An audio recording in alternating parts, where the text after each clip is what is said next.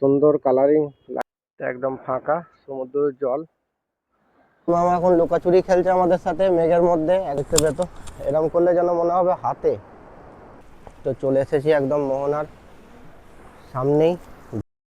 তো এখন আমি নিউ দীঘা থেকে ওল্ড দীঘার দিকে যাচ্ছি। তো রাতের বেলায় নাকি দীঘা গেটটাতে খুব সুন্দর লাইট জ্বলে, তো ওইটাই দেখার লেগে যাচ্ছি। আর ওই দিকে চলে এসেছি ওল্ড দীঘা। এখানে কি হচ্ছে, ঢোল বাজিয়ে বাজিয়ে যাচ্ছে কি জানি।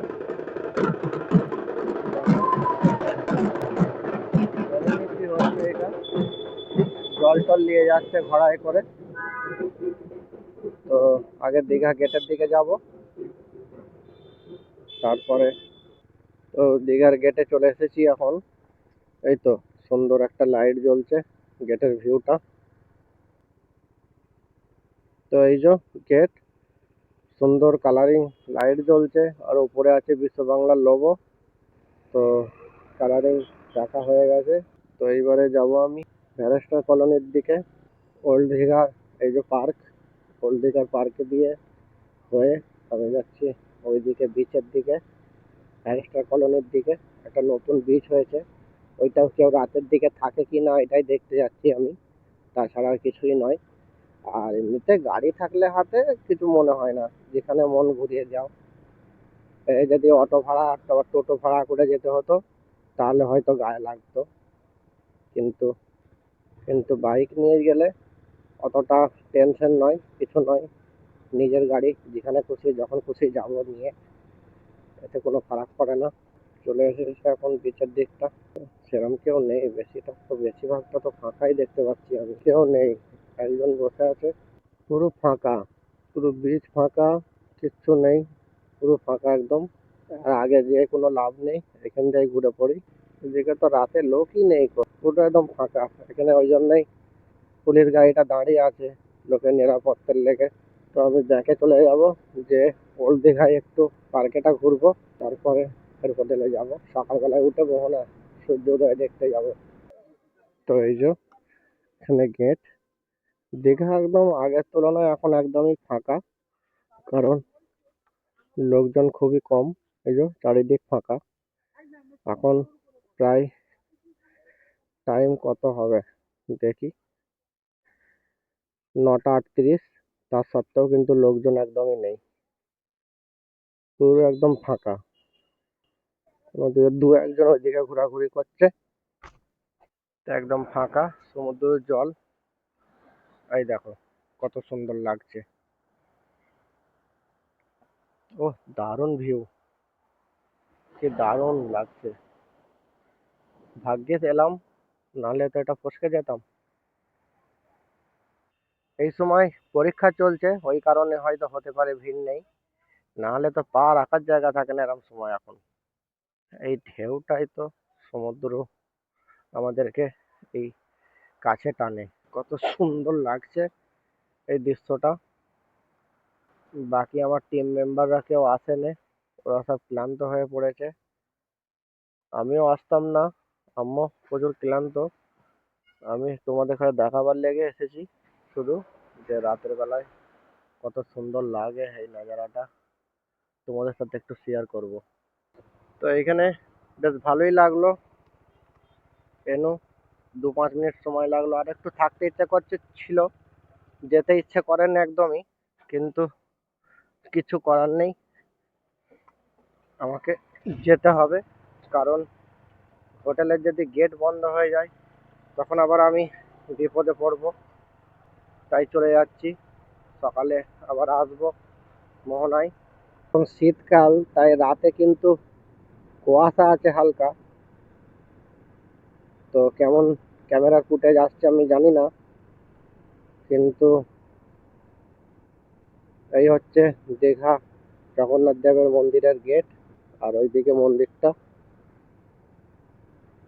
ব্যাপক সুন্দর বানিয়েছে একদম। এইটা জগন্নাথ দেবের মন্দির। এই ক্ষেপে তো আসা হলো না, পরে কোনো সময় একদিন আসবো, যে তোমাদের খালি দেখাবো ভেতরটা কি। এখন তো বন্ধ আছে, এলে সন্ধেবেলায় আসতে হবে। বাইরে থেকে নিয়ে দেখে নাও, ভিতরে অন্য সময় যে একদিন দেখাবো। আমাদের কাছে কারণ বেশি সময় নেই, আমরা কালকেই বেরিয়ে পড়বো। দুদিনের হাতে সময় থাকলে তাহলে ভালো করে ঘোরা হতো। আমাদের হোটেল এখান থেকে ডান দিকে। তো চলে এসেছি আমি এখন হোটেলের গেটে। তো আজকের ভিডিও এখানেই শেষ, আর ভিডিও করব না, এবার যা হবে কাল। গুড মর্নিং সবাইকে। আজকে দীঘাতে দ্বিতীয় দিন।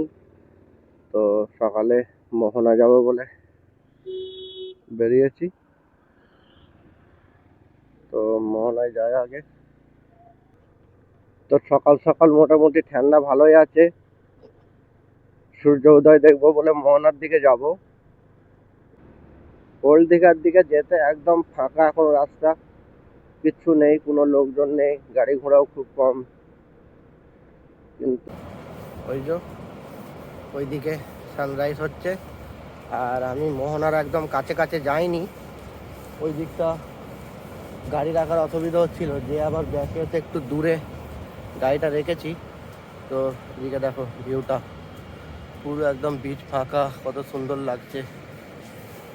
তো এই যে এদিকের ভিউটা দেখো কত সুন্দর লাগছে। বিলকুল জানি না কিরম, সূর্য তো একটু আগে দেখা যাচ্ছিল, আর যাইনি, মেঘে ঢাকা, কুয়াশায় ভর্তি আছে পুরো একদম। এটা কিন্তু দারুণ হচ্ছে। আমি তো চপ্পল পরে চলে এসেছি, প্যান্টটা একটু গুটিয়ে নিই। এতক্ষণ আমি মাইকটা কানেক্ট করতে ভুলে গেছিলাম, তো তাই আওয়াজটা মাইকে হয় না। এখন মাইকে রেকর্ডিং করছি ওয়্যারলেস। তো দেখো ঢেউটা আসছে কত সুন্দরভাবে। সকাল সকাল এই দৃশ্য দেখার লেগে এত দূর থেকে আসা, গাড়ি চেপে কষ্ট করে। মামা এখন লুকাচুরি খেলছে আমাদের সাথে মেঘের মধ্যে, একবার লুকোচ্ছে, একবার বেরোচ্ছে, আবার একবার লুকোচ্ছে, আবার একবার দেখা দিচ্ছে। এই হচ্ছে যখন থেকে এসছি। কিন্তু এই নাজারাটা দারুণ। আমি 3বার এসছি এইটা নিয়ে, তো 3বারেই প্রথম দেখতে পেলাম। এর আগে এসছিল 2বার গরমকালে, তখন কিন্তু দেখতে পাইনি এই নাজারা। ওরা যদি আসতো একটু ঘুম নষ্ট করে, তাহলে কিন্তু এই দৃশ্যটা দেখতে পেতো। এই দৃশ্যটা দেখতে পেতো। এরম করলে যেন মনে হবে হাতে, এই যে হাতের কাছে যেন চলে আসছে এরম ভাবে। দারুণ না সত্যি, অসাধারণ। এই জিনিসটা দেখার লেগে এত দূরে আসা। তো ওই যে আগে মোহনার পয়েন্ট, ওইখানটায় যাবো এখন সকাল সকাল। আমার গাড়িটা অনেক দূরে রাখা হয়ে গেছে, যাবার সময় হেঁটে হেঁটে যেতে গায়ে লাগবে একটু।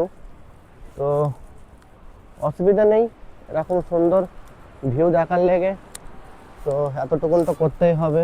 এই যে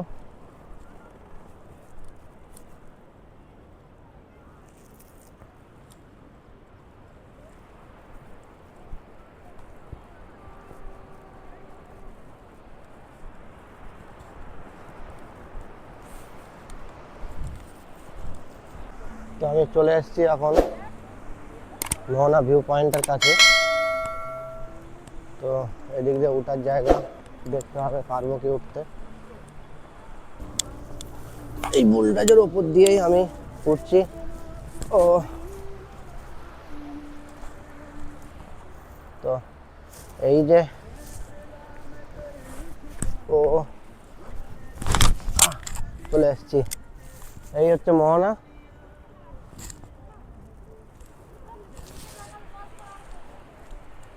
তো চলে এসেছি একদম মোহনার সামনেই ভিউ পয়েন্টে। এই জায়গা অবধি আমি এই প্রথমবার এলাম।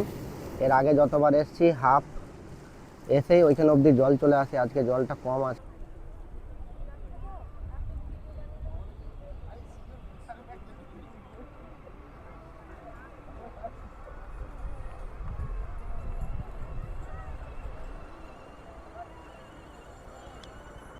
তো এইখানে আমি অনেকটাই সময় কাটানো।